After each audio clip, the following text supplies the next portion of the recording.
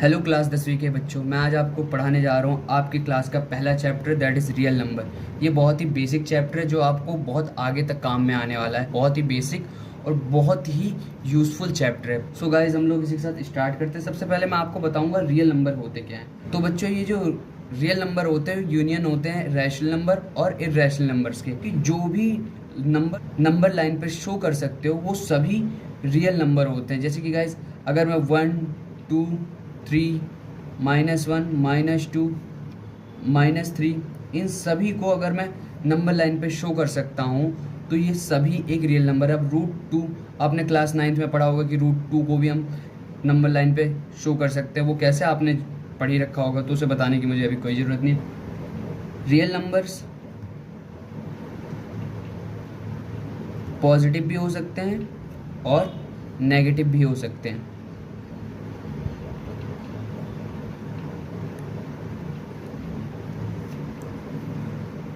अब मैं आपको पढ़ाने जा रहा हूँ आपकी इस चैप्टर का सबसे मेन और सबसे इम्पॉर्टेंट टॉपिक, जो कि इससे पक्का पहला ही सवाल हर साल आया है 10वीं में। पहला ही सवाल आता है, पहला ही दूसरा सवाल पक्का आपका इसी से होता है। और ये इतनी ज़रूरी चीज़ है कि अगर आपने इसे नहीं पढ़ रखा तो पक्के आपके 1-2 नंबर तो कटेंगे। Relation between HCF and LCM। तो अब मैं HCF और LCM के बीच में आपको एक रिलेशन डिफाइन करूंगा, लेकिन उससे पहले मैं आपको समझाऊंगा कि HCF और LCM क्या होते हैं। तो सबसे पहले मैं आपको बताता हूँ HCF क्या होते हैं। अब HCF निकालने के लिए मुझे कोई 2 कंपोजिट नंबर चाहिए। जैसे मैंने एक ले लिया 240 और दूसरा ले लिया 360। अब इन दोनों की प्राइम फैक्टर्स क्या होते हैं?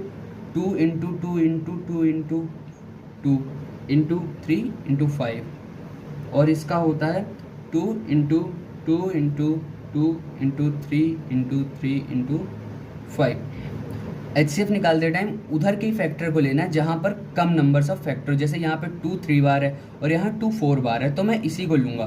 तो मैं लिखूँगा 2 × 2 × 2, और इधर 3 2 बार है और इधर 3 एक ही बार है, तो मैं ऊपर वाले 3 को लूँगा।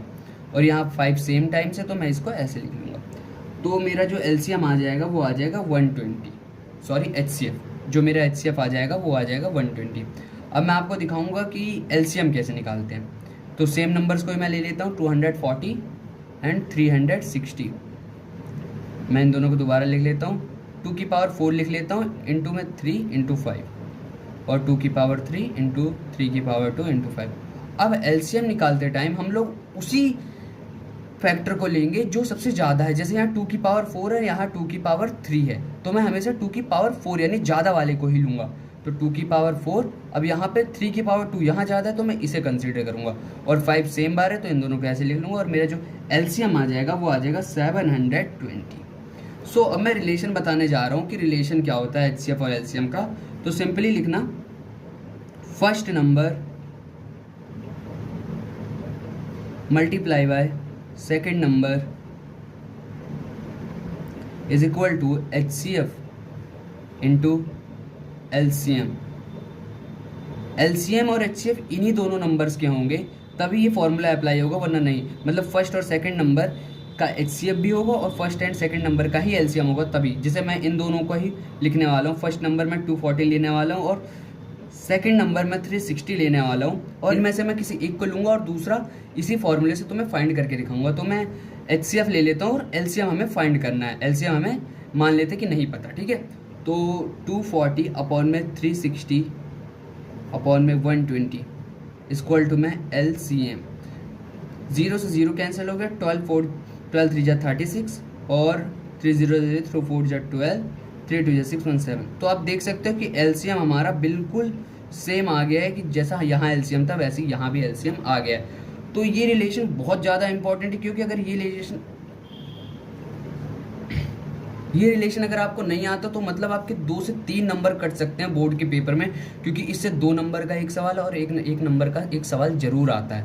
ये बहुत इंपॉर्टेंट चीज़ है, यहाँ पे डबल मार्क कर लो स्टार्स का, क्योंकि ये आपको याद ही होना चाहिए। ये रहा आपका फॉर्मूला जो मैंने आपको सिखाया। फॉर्मूला मान सकते हो, कुछ भी मान लो, लेकिन ये आपको याद होना चाहिए। और HCF और LCM इन्हीं दोनों नंबर्स का होना चाहिए, वरना ये आपका रूल अप्लाई नहीं होगा। अब आगे की 2-3 चीज़ें जो मैं आपको नेक्स्ट वीडियो में कराऊंगा। जय हिंद।